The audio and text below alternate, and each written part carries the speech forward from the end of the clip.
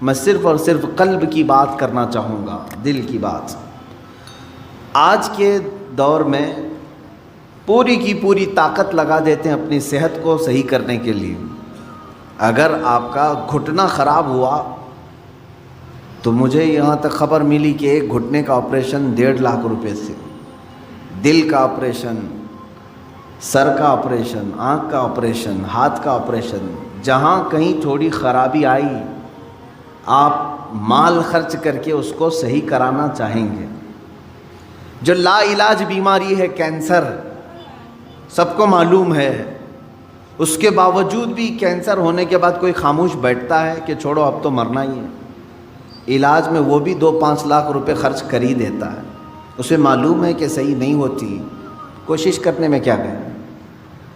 کتنی حیرت کی بات ہے کہ یہ بیماریاں جو جسم کو لگی ہیں ان کو صحیح کرنے کے لیے مال بھی خرچ کرتے ہیں، وقت بھی خرچ کرتے ہیں، لیکن جو گناہوں کی بیماری دل میں لگی ہوتی ہے اس کے علاج کے لیے کوئی بندہ کوشش بھی نہیں کرتا۔ اس میں نہ پیسہ خرچ کرنے کی ضرورت ہے آپ کو، نہ ہی بہت زیادہ محنت کی ضرورت ہے۔ چند چیزیں ہیں کہ اگر قلب دھو دیا جائے تو پاک ہو جائے گا۔ دلوں کی سختی بندے کو انسان سے گرا کر جانور کے درجے پر لے آتی ہے، بلکہ جانور سے بھی بدتر۔ قرآن میں اللہ تعالیٰ نے فرمایا پہلے پارے میں، ثم قست قلوبہم من بعد ذلک فہی کالحجارۃ او اشد قسوا، لوگوں کے دل پتھر کی طرح سخت ہو گئے، نہیں بلکہ اس سے بھی زیادہ سخت ہو گئے، اللہ فرما رہا ہے۔ کچھ لوگ ایسے ہیں جن کے دل پتھروں سے زیادہ سخت ہوتے ہیں، پتھر میں کوئی چیز داخل بھی نہیں ہوتی، اندر سے کوئی چیز باہر بھی نہیں آتی۔ تو جس کا دل سخت ہو گیا ہے، ہدایت کی کوئی بات اس کے دل میں داخل بھی نہیں ہوتی اور کوئی بھی اچھی بات وہ قبول بھی نہیں کرتا، انہی لوگوں کے متعلق قرآن کہتا ہے صم بکم عمی فہم لا یرجعون۔ یہ کس کے لیے ہے؟ اندھے ہیں، گونگے ہیں، بہرے ہیں، وہ اب لوٹنے والے نہیں۔ قرآن میں اللہ تعالیٰ فرماتا ہے ختم اللہ علی قلوبہم وعلی سمعہم وعلی ابصارہم غشاوہ، اللہ نے ان کے دلوں پر مہر لگا دیا، ان کی آنکھوں پر، ان کے کانوں پر پردے پڑے ہوئے ہیں، ان کے لیے دردناک عذاب ہے۔ میرے عزیزو یاد رکھو، ایک مومن کے لیے سب سے پہلی چیز قلب کا تصفیہ، دل کا علاج کرانا۔ دل کا علاج سے مراد کسی کارڈیالوجی کے پاس جا کر کے نہیں، وہ تو خون کی نالیوں کو تو صحیح کر لے گا، لیکن دل کے اندر جو گناہوں کا میل ہے اس کو کوئی کارڈیالوجی صحیح نہیں کرتا، اس کو ڈاکٹرز نہیں صحیح کریں گے۔ اور یہ بیماری نہ تمہیں ایکس رے میں بھی نظر نہیں آئے گی، ہاں اس کی نشانیاں بزرگوں نے بیان کی ہیں، تم خود پرکھ سکتے ہو۔ اگر قرآن پڑھنے میں دل نہیں لگتا ہے تو سمجھ لو کہ دل کالا ہو رہا ہے، مسجد میں زیادہ دیر بیٹھنے میں دل نہیں لگتا ہے تو سمجھ لو کہ دل کالا ہو چکا ہے، اللہ کی راہ میں خیرات کرنے سے دل ہاتھ نہیں اٹھتا تو سمجھ لو کہ دل پورا کالا ہو چکا ہے۔ ایسی نشانیاں بہت ساری ہیں۔ آیات قرآنیاں پڑھی جا رہی ہیں، سننے کا شوق نہیں، لیکن وہی گانے گھنٹوں سنتا ہے، یہ دل کے کالے ہونے کی علامات۔ تھوڑی دیر اپنے والدین کو دیکھ نہیں سکتا، لیکن گھنٹوں غیر محرم عورتوں کو دیکھنے کا شوق ہے۔ کلام پاک کو تھوڑی دیر کے لیے نظر بھر کر کے دیکھنا نہیں چاہتا، لیکن موبائل میں گھنٹوں بیٹھا رہتا ہے۔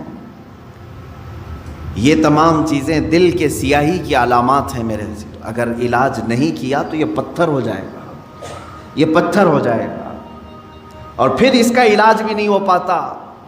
اسی طرح مرے دل کے ساتھ دنیا سے وہ چلا بھی جاتا ہے۔ آخر اس دل کی صفائی کیسے کی جائے؟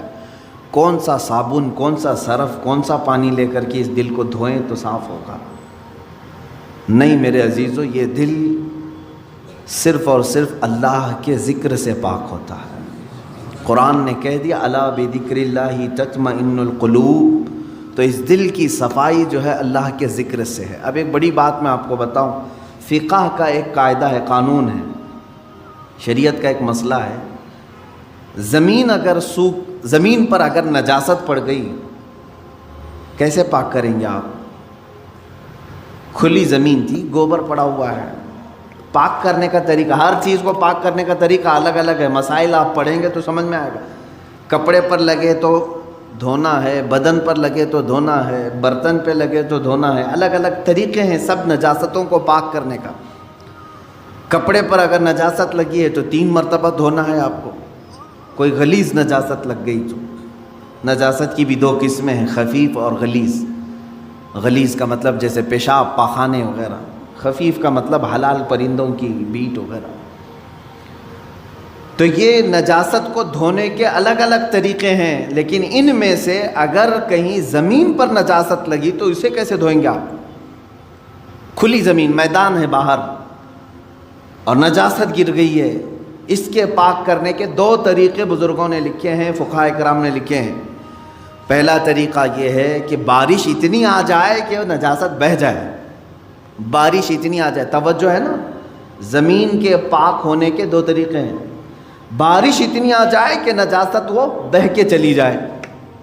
دوسرا طریقہ ہے یا تو دھوپ اتنی زیادہ پڑ جائے کہ وہ نجاست سوکھ کر کے ختم ہو جائے، وہ زمین پاک ہو گئی. یا تو بارش سے زمین پاک ہوگی یا تو دھوپ سے زمین پاک ہوگی. یہ 2 قاعدے ہیں شریعت کے. نجاست یا تو بہہ کے چلی جائے یا سوکھ کر کے چلی جائے. سوکھ کر کے جب ختم ہو گئی تو وہ زمین پاک ہو گئی.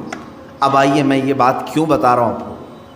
مشہور صوفیہ اکرام نے فرمایا، اے بندے، اسی طرح تیرے دل کی جو زمین ہے اس پہ اگر گناہوں کی نجاست لگ جائے تو اسے بھی دھونے کے 2 طریقے ہیں، اسے پاک کرنے کے 2 طریقے ہیں.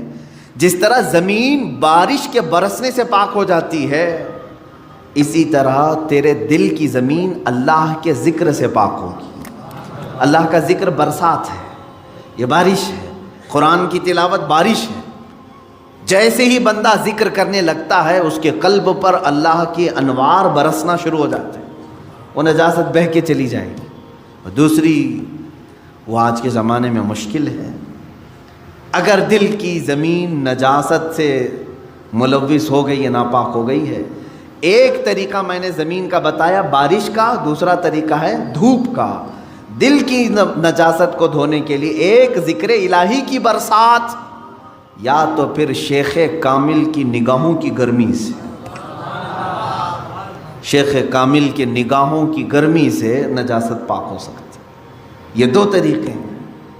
شیخ کامل کا حصول معمولی بات نہیں ہے، اس میں برسا برس لوگ تلاش میں لگانا چاہیے. لیکن یہاں تو آج حال یہ ہے کہ کہیں سے کوئی بھٹک کے پیر میرے گھر آ جائے میں اس کا دامن پکڑ لوں گا. در حقیقت جسے اپنے بیماریوں کو صحیح کرنے کی طلب ہے وہ سچے پیر کی تلاش میں گھومتا پھرتا رہے گا.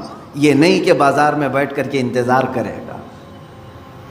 اسے تو ڈھونڈتے رہنا چاہیے کنٹینیو کہ کہیں مجھے شیخ کامل ملے جو میرے دل کے مرض کا علاج کرے، جس کے پاس بیٹھوں تو مجھے گناہوں سے نفرت پیدا ہو جائے اور میرے دل کے اندر گناہوں کی جو نجاست ہے اس کی نگاہوں کی گرمی سے دھل جائے.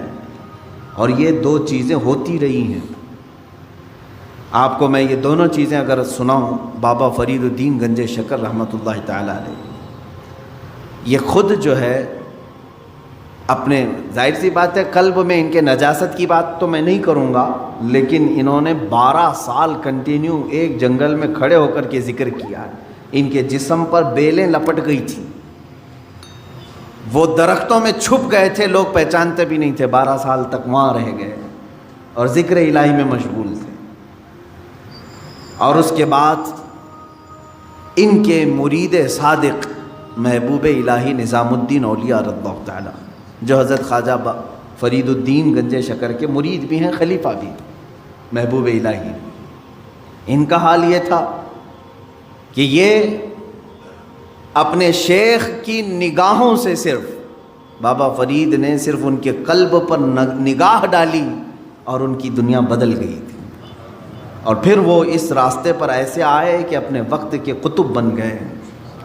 تو یہ ہوتا ہے شیخ کے نگاہ کی گرمی یا تو دلوں کو بہت پاک کر دے اور بہت اعلیٰ بنا دے، یا تو پھر ذکر الہی کی کثرت کہ بندے کے دل کو پاک و صاف کرے۔ یہ دو ہی چیزیں ہیں میرے عزیزو، یہ دو کو چھوڑو گے تو پھر یہ زمین اتنی نجس ہو جائے گی، اتنی نجس، یوں سمجھ لو کہ کوئی ایک زمین، جیسے ہمارے ہبلی کے باہر بھی کہیں ڈمپنگ گراؤنڈ تو ہوگا جہاں سارے لوگ کچرا پھینکتے ہیں، ہے؟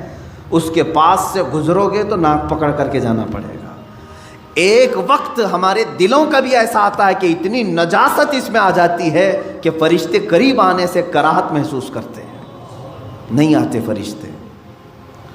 دلوں کی گندگی اور غلاظت اتنی بھی بڑھ سکتی ہے، کیوں؟ ہم نے کبھی دھویا ہی نہیں اس کو، گناہ پر گناہ، گناہ پر گناہ، گناہ پر گناہ ہوتے رہے لیکن دھویا کبھی نہیں۔ کیا ہوگا اس کا حال؟ آپ ان لوگوں کو دیکھتے ہوں گے جو سادھو وغیرہ جن کے جٹ ہوتے ہیں بال، کبھی نہیں نہاتے بیچارے، نہیں نہانے کی وجہ سے بال پورے جمع ہو جاتے، ہوتا ہے، ایک دوسرے سے بال چپک کر کے مل جاتے ہیں اور پھر اتنی غلاظت اس کے اندر ہوتی ہوئی، واللہ اعلم وہ کون سے طریقے پر چلتے ہیں، کون سا دین ہے مجھے نہیں معلوم، لیکن کنٹینیو اگر آدمی پانی بھی نہ لگائے بالوں کو تو یہ جم جاتے ہیں، ایک دوسرے سے مل جاتے ہیں اور پھر جٹ بن جاتے ہیں، کھول بھی نہیں سکو گے، زندگی بھر کاٹ کے ختم کرنا پڑے گا۔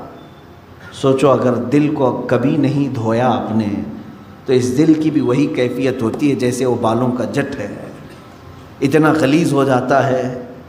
اسی لیے قرآن پاک میں میرے آقا صلی اللہ علیہ وسلم کی صفت اللہ نے کیا بیان کی ہے جانتے؟ وہ رسول تمہارے درمیان آ رہا ہے، دیکھیں 3 جگہ پر آیت آئی ہے، یہ 3 جگہ پر، تینوں جگہ پر اللہ نے یہی بیان فرمایا، وہ رسول تمہارے درمیان آ رہا ہے، یعلمہم الکتاب والحکمت ویزکیہم، تمہیں کتاب اور حکمت کی تعلیم دے گا اور تمہارے دلوں کو خوب پاک کرے گا۔